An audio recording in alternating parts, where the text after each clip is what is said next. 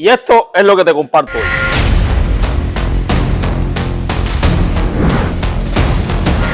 Donde lo social trasciende lo deportivo. Les compartiré historias trágicas, incluso algunas hasta fatales. Pero también otras historias admirables por la propia acción de sus protagonistas. Todas estas historias, sin excepción alguna, nos dejan muchísimas enseñanzas más allá del morbo y de la curiosidad lógica. Así que mira, mi consejo, si ya decidiste pinchar el video por el titular o por la foto de portada, quédate hasta el final y así te enteras de qué va esto. Yo te lo recomiendo,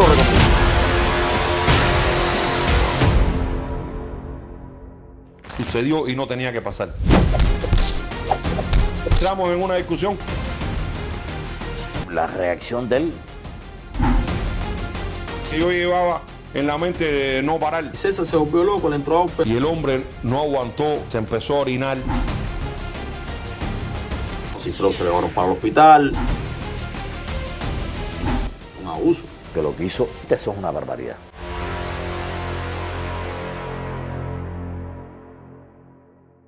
Un suceso de más bien la juventud, el deseo de que las cosas salieran bien, de que yo estaba 24 horas prácticamente en La Habana, botado desde aquí, en aquel momento sin casa, sin nada, ahí en el latinoamericano pasando trabajo.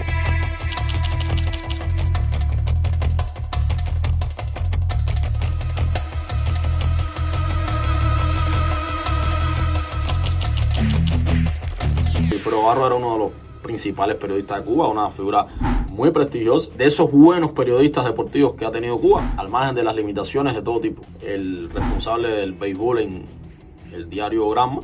Es decir, que yo pienso que fue un capítulo que sin cerrar, porque eso no se cierra nunca, eso es una herida que siempre está latente porque pasó, sucedió y no tenía que pasar.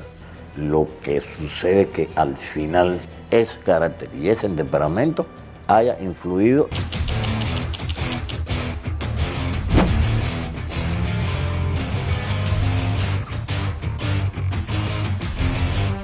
Estaba ese día en el estadio, viene alguien y empieza a comentar arriba en la cabina. Oye, que si César se volvió loco, le entró a Cifreo. Él se revocó y me dijo que no y entramos en una discusión que yo llevaba en la mente de no parar.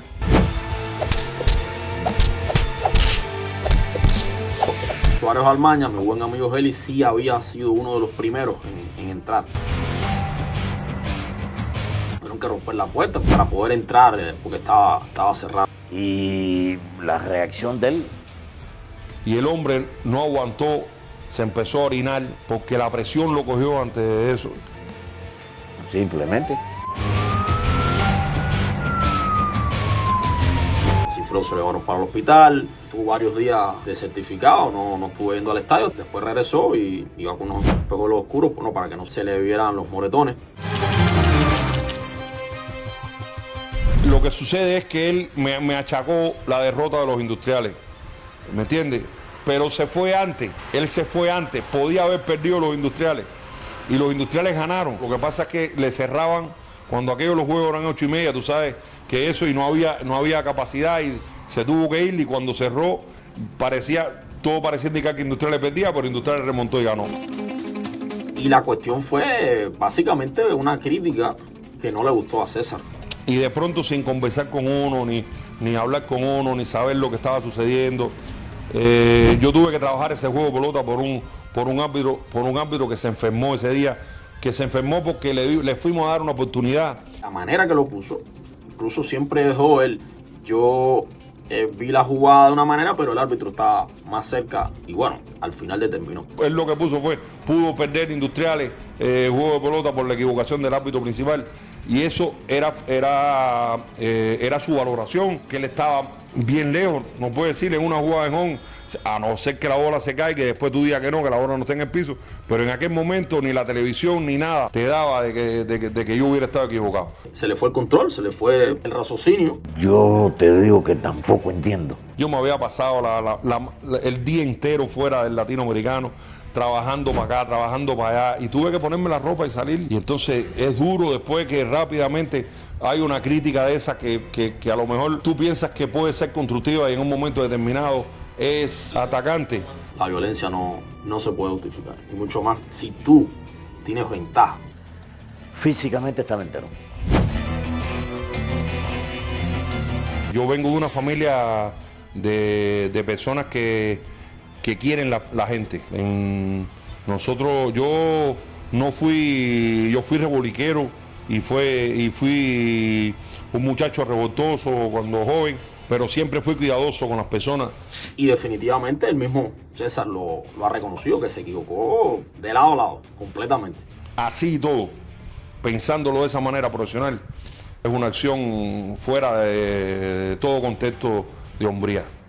Porque lo que hizo, eso es una barbaridad. El periodista, bastante pocas cosas han pasado en Cuba, pero el periodista, en el caso del deporte, de las cosas que son parte de su contenido de trabajo es cuestionar con argumentos, con respeto, lo que considere que no está bien.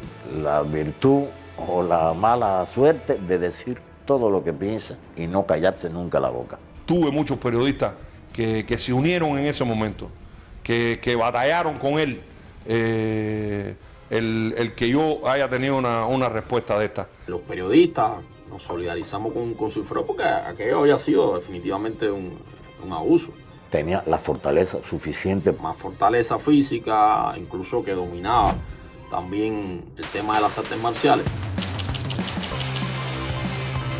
Incluso al principio se habló de que si expulsión de César definitivamente. Yo creo que era lo que llevaba. Al final, del más arriba, pues hubo intervención. La decisión que se tomó fue fuera por un tiempo. Y como tal me comporté, asumí la responsabilidad y cumplí con la sanción. Tiempo después, cuando él asume el estar al frente de los árbitros, más allá del suceso, lo que yo creo que estuvo también muy mal fue que, aunque la prensa se solidarizó con Cifreo, la UPEC no actuó como debió haber actuado, de tratar de que aquello no creara un precedente. Además de la afectación directa de una persona de 60 años. Yo pregunto, ¿dónde estaban los demás? Yo no entiendo todavía hoy. Y yo tenía muchos amigos en La Habana, pero tenía mucha gente también que era una sombra para ellos.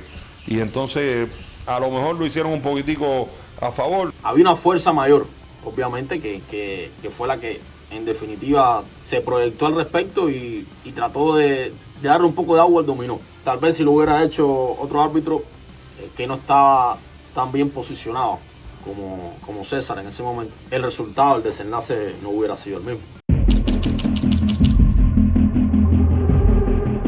Pero lo bueno de esto es que las dos partes, y en este caso yo que fui el que cometí el grave error, lo dije públicamente, se lo dije a él personalmente, a sus amigos, a la familia de él, a todos los periodistas. Al final Cifreo decidió perdonarlo y yo con esas cosas soy muy respetuoso. Y él después conmigo, no fuimos amigos, pero sí nos llevamos y participamos en varios campeonatos juntos fuera de Cuba. Yo digo que si hay dos personas que tienen un problema o hay una víctima y la víctima decide perdonar al victimario, podemos decir, ok, estuvo mal, obviamente muy mal. Creo que al final uno ir por encima de eso, al menos yo no lo veo como que tenga yo más derecho que la persona involucrada directamente. Y en esos momentos de que yo hablo con él y le digo y le planteo todas las cosas, él asumió una responsabilidad con los árbitros, se inmiscuyó más con los árbitros, se metió más dentro de los árbitros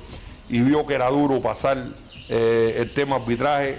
Y entonces en muchas crónicas decía, hay que tener cuidado porque realmente es duro para un árbitro salir ileso en tantos juegos, con tanta presión, con tantas cosas.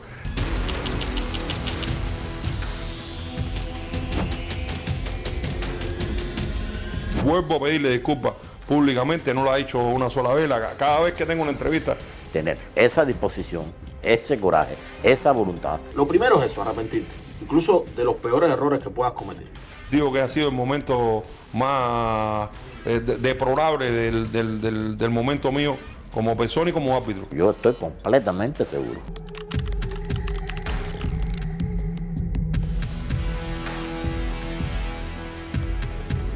Y de la misma manera que él pidió disculpas a Sigfredo y lograron entenderse, ojalá un día lo haga con Diego Tintorero, la persona que se lanzó al terreno del Camden Yards. Y si bien tú puedes estar o no de acuerdo con el ideal que él defiende, o puedes estar de acuerdo o no que se tire para un terreno donde se está jugando un juego con muchísimos matices políticos, pero es un juego de deporte al fin y al cabo. No le toca ni al árbitro ni a los peloteros tomarse la justicia por sus manos y hacer lo que en definitiva hizo César.